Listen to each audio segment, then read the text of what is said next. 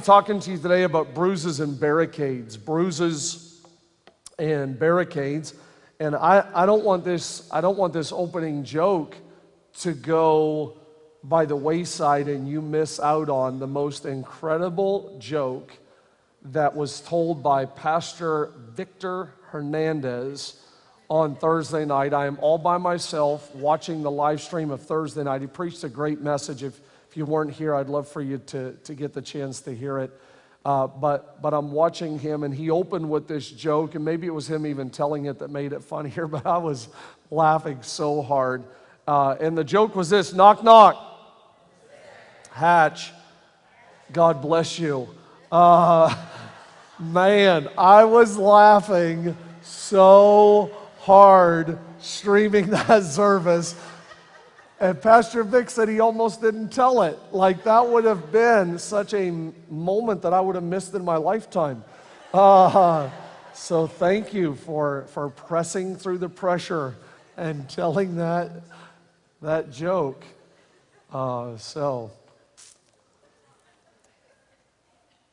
Have you heard the song, "It Is Well With My Soul"? You heard that song? One of the lines says that whatever my lot, you've taught me to say it is well. It is well with my soul. It came from a dark time in the writer Horatio Spafford's life. Spafford lost all of his family's money in 1871. He had been a successful lawyer and decided to invest his money into a large amount of real estate in the Chicago area, and the Great Chicago Fire in 1871 moved through all of the investments, destroyed everything, leaving them with very little. Horatio decided to get away from Chicago. He actually wanted to move his family to Europe. And just before they were supposed to leave, he had to stay and take care of some business. And so he sent his wife with their children ahead of him. While crossing the Atlantic, their boat hit another boat, and it sank, killing all 4 of his daughters. Spafford's wife sent a telegram back to her husband that just said, "Saved alone." Spafford and his wife would later go on to have 3 more children. His son Horatio Jr. died at the age of 4 from scarlet fever. But the part of this story that I want to draw your attention to is that while Spafford got on a boat to go and meet his wife in Europe, the story is told that Horatio gets to the spot, the place where his 4 daughters died, where that boat went down. And they say that it was at that spot that Spafford wrote the words to that famous hymn, it is well with my soul." I think in life we all have spots. We all have places where we make decisions of the story that we will write about our lives. Where Horatio could have written, "I'm angry, I hate God, I can't believe this has happened." Where you could put pen to paper and write about what has been said or done. Or you could decide and determine that it is well with my soul. When we look at the title today, Bruises and Barricades, the truth of the matter is that there are barricades in life. Sometimes we run into them, sometimes we are them. Sometimes we are the barricade. We hold other people back. We refuse to let people move on from their past. There are barricades, and the truth is that sometimes we are We are the barricade. When you hear the song, "This Is Me," and the reference to bruises, if you would, or attacks or wounds that by definition we could apply to our lives, there are a variety of wounds in our lives. There are self-inflicted wounds that there is no one to blame. There is no one to point the finger at. Micah David Pelkey cannot say it was someone else's fault. This barricade happens simply because of a self-inflicted wound. You could have this barricade because of selfishness. For some of us, because of stupidity. But the barricade is there because of something that was said or done, an action. It's a self-inflicted wound or barricade. There is what I would call a sin-inflicted wound. Sin. Where sin gets a stranglehold on you and it holds you back because you just can't burst through the barricade that comes with the consequence of sin. They say that sin will take you farther than you want to go. It will keep you longer than you wanted to stay. And it will cost you much more than you ever wanted to pay. The third wound that I just want you to understand is not just self-inflicted wounds or even sin-inflicted wounds, but there are some wounds in life that happen because of someone. Someone says, someone does. It could be your childhood, could be a past relationship, could be a situation on your job for some religion. But you've had someone that has done something to you, and that becomes a barricade. When the song starts, the lyrics are going to remind us, the lyrics are going to admit, not a stranger to the dark, not a stranger to the dark. And I want us today, as we're listening to God's Word,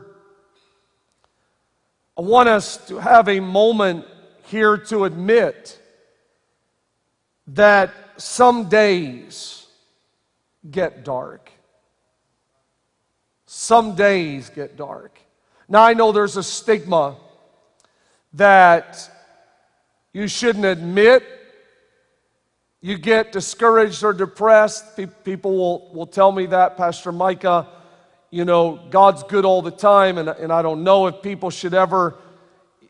And I understand what you're saying, but that doesn't always apply even with individuals in the Bible who admit that there was times that they went through rough times or difficult dilemmas. There are people who would confess, I had valley experiences, and I would love for all of you today, the very start of our message, just to understand that some days get dark.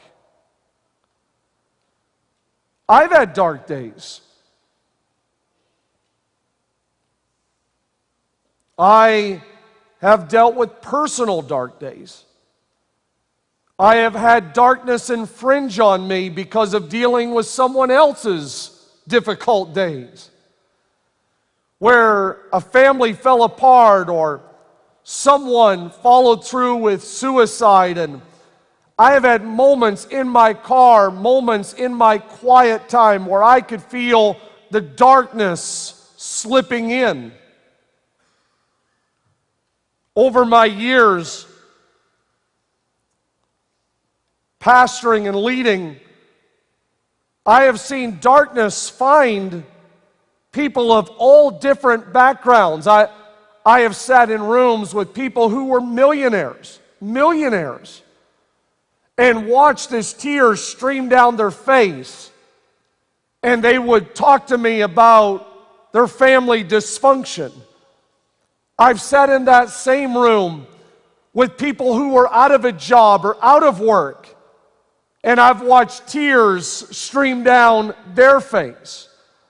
I've been in divorce courts. I have watched parents as they fought and debated about time with children. I have stood in funeral homes and beside families at cemeteries. And I have watched as darkness, it really doesn't pick and choose young and old, black or white. I've seen it find its way into apartment buildings and condos and homes. Darkness has a way of finding you. Darkness will try to get inside of you. Not only does the lyric say that darkness is at play, but it will say, they said multiple times. They, them. Which leads me to not only some days, it leads me to some people. Some people. Is there anyone today that you could immediately think of some people that tick you off, make you mad, pull you down, become a barricade in your life? Is there anyone that could think of some people that even as I'm talking about it, come on, I want you to think about that one in particular.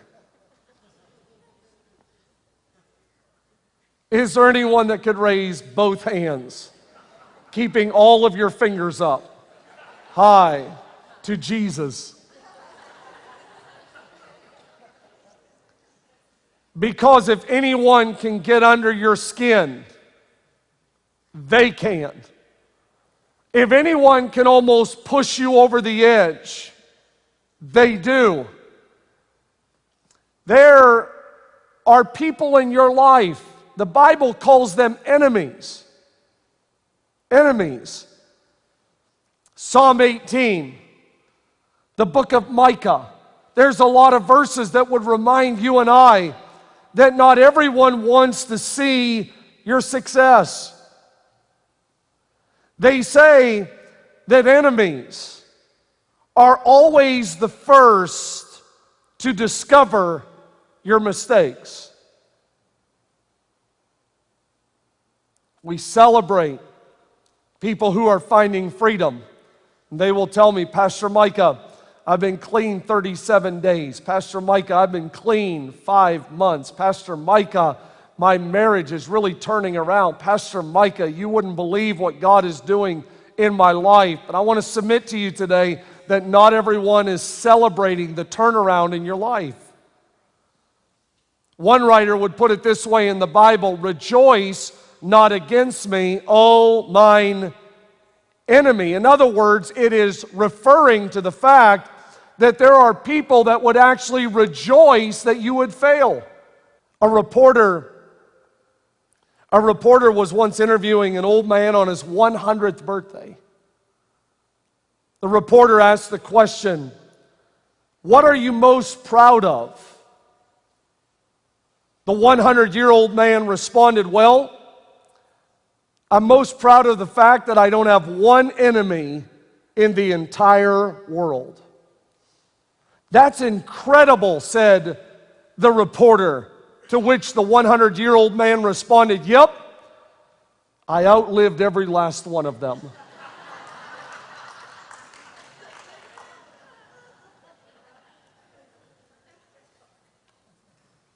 We have some days, and we have some people.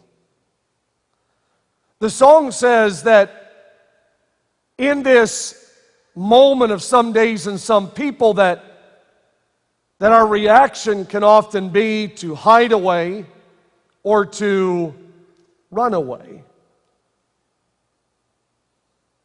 Sometimes.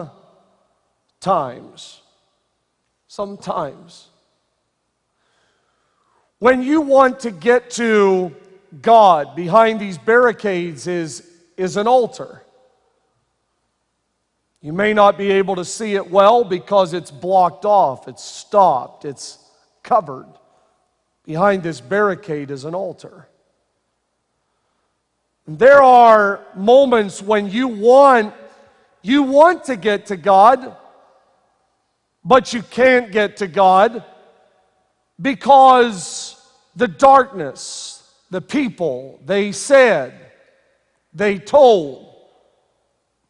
There's also moments where when you want to get to God's grace or mercy or hope or the plan or purpose of Jesus, that in that moment, you decide that it's much easier to run away. That when you want to go to God, you and I know the best place to be would be to run to Him. But I've witnessed a lot of people over the years that don't go to God. They actually turn and run from God. There are some people like Moses who, because of murder or because of bad decisions, says, you know what, I'm going to get as far away from God as I can. And the Bible says he went to a faraway land. But can I tell you, you go to another job, another city, another town, and there you are. And there is God trying to get you back to the place you were destined to be. And there are the barricades, the someones, the somedays that are trying to keep you from getting to where you know, but ultimately God knows that He wants to take you. The song says that I've learned to be ashamed of my scars.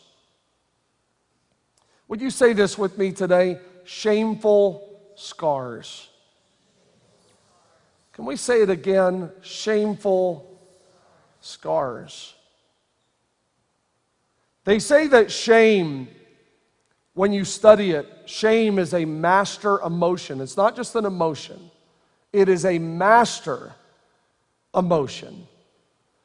Because shame has a way, it's somewhat self-taught, but shame has a way of holding back everything in your life.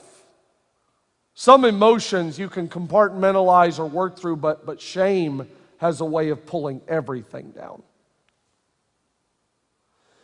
I find it very interesting that Jesus didn't just die for sin, He died to despise the shame. It doesn't list everything else, but shame was a big enough thing for Him that He said, I despise that. From a young age, we learn, when I say that it's self-taught, our struggles, our sin is the teacher, the professor. It teaches us shame. From a young age, watch, you'll see that shame begins to dominate people's lives. They'll do something wrong and a parent or a person will say, shame on you, shame on you. As they begin to get older, when, my kids will play travel ball, no one comes to the dugout down when they get a base hit. No one comes back when they had something amazing happen. They actually, in the home run moment, they're high-fiving, people are lined up, they're going to chest bump. It's exciting, but watch what happens when someone strikes out in life. The head's down. Have you ever seen in sports when a player makes a mistake? I mean, you could be a full-grown adult and you make a mistake and the camera will pan and come in and show the person, and they're reaching for the first towel they can find to cover up their head, because even as an adult, I don't want anyone to see me in my shame. You watch people come out of courthouses after they have made some of the stupidest mistakes in their life. And they'll walk out holding up a coat or an umbrella or a hand. I don't want the camera. I don't want the light. This is not a high five moment. It's not a fist bump like, whoa, look at me. Actually, in this moment, I feel like such a failure. The song says that I've learned to be ashamed of my scars. Pastor Micah, don't let anyone find out I've been married before. Pastor Micah, I don't want to talk about the bankruptcy. Pastor Micah, don't bring up 5 and 10 and 15 years ago, because if we were honest, we all have a little bit on the inside of us that we have become ashamed of our scars. This compilation of circumstances, the song says, leads us to barricades. By definition, a barricade is to block, stop, or prevent. To block, stop, or prevent. These bruises and barricades in life happen all the time. The Bible is full of examples. I'll give you just a few today. 3 John says that people are stopped from coming to church. They're stopped. Someone's talking, someone's doing, and they stop. I'm not here to say that busy work or sports schedules, there's so many other things besides just that, but I think all of us have barricades sometimes that keep us from walking out the assembling together. When you look at Matthew 19, Jesus references a barricade, if you would, when he says, don't stop the children. His disciples are saying, don't let the kids get too close and mess everything up. And Jesus uses the definition of barricade when he says, don't stop them, suffer them not. We're in the process of preliminary plans, and I've already started several of the smaller purchases, $3,000 and $5,000, and some of it's been a leap of faith, but starting the process of a complete renovation for the kids area and the student area, and preliminary numbers that we're getting back is somewhere around $800,000. And it is amazing. It's amazing to me how not everyone, but some people could throw up a barricade when it comes to kids or students. My reference is not just to a renovation. I'm just talking generally right now, generally.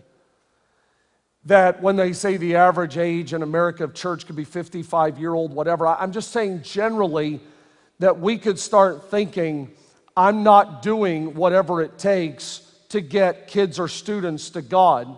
We don't need all the craziness. We don't need the music. We don't need the volume. We don't need them running around. We don't need all of that. That Pastor Micah, we don't need that. This has come out of several people's mouths, and I'm only saying it as a teaching point. This has come out of several people's mouths where they have said, Pastor Micah, and I'm quoting, the kids don't pay the bills. Kids don't pay the bills. In our own way, it's not a road closed sign. You guys aren't like carrying out the road closed sign like, we're putting the road closed sign in front of the kids' ministry. But in our own way, we put barricades up in front. I'm not comparing to other churches, but every time I turn around, people will tell me they shut down the nursery. There's no workers for the kids. They're not doing the student thing. There's not a youth group anymore. Why is it? Why is it? Is it something in 2018? Or could we trace it all the way back to Matthew 19 when Jesus said, don't put a barricade in front of the kids.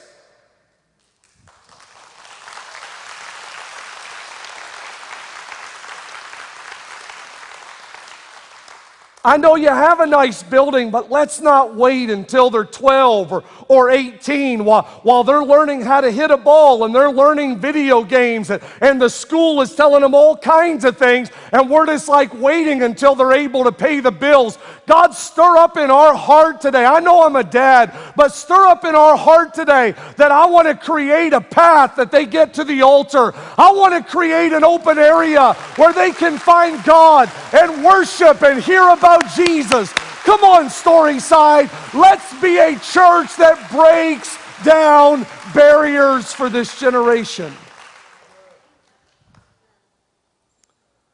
The internship will probably run us $40,000 or $50,000. 70 interns, going to nursing homes, going to hospitals. That was a leap of faith. Every week we're feeding them. Honestly, in some ways, it's almost a leap of faith. I know not everyone could buy into it, but I don't have all the answers. I'm not preaching a perfect pastor kind of message. I'm just telling you I was raised with barriers. If it wasn't rules, it was regulations. If it wasn't that, it was all these don't go here and don't say that. I was raised to know barriers. I want to make it easy for people to get to Jesus. I want kids to find Him. I want students to find Him. I want marriages to find Him. I want addicts to find Him. I want to get them to Jesus. There's an altar on the other side of that barrier. Come on, someone divorced needs to find Him. Someone who feels like they've gone too far. I want to move this barrier and let someone get to the altar and find Jesus. Is there someone that will help me move the barrier? Come on, help me move the barrier. Serve, get involved, give, join a dream team, but let's get Ohio to the altar. He's still changing lives. He's still breaking bondage. It's not just a song, it's true. You split the sea so I could walk right through it. My fears were drowned in perfect love. You rescued me. You rescued me. You rescued me so I could stand and sing. Thank you so much for watching today. I hope that as I've talked and referenced barricades and bruises, that maybe something was just coming to your heart or mind of things that you want to get through, you want to get past, that you want to burst through those things that are holding you back from what God has for your life. And in all sincerity, I'm praying for you.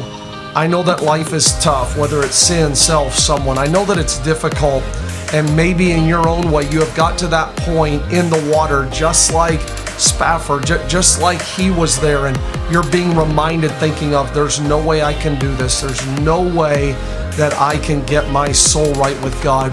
I pray that today you make those decisions. It's not always instant. Maybe it's going to take time. Maybe you're going to have to work your way through it. But I pray that today you are reminded that God has more for you, that you can take a step forward. And that's what I'm praying for. That's what I'm believing for. Thank you again for watching today and being a part of our message. Each week we receive calls from all over Ohio, places like Cleveland, Toledo, Columbus, Mansfield, and Akron, just to name a few. We hear stories about renewed relationships with Christ, hope restored, and people being refreshed by the message. Help Storyside, help Ohio. Help us transform lives in your community. You can do this by giving financially to this ministry, by logging on to StorysideChurch.com, by downloading the app, which is free on the Apple and Android devices, or you can text the number on the screen to give. Remember, we can't buy our way into heaven, but we can help someone else get there.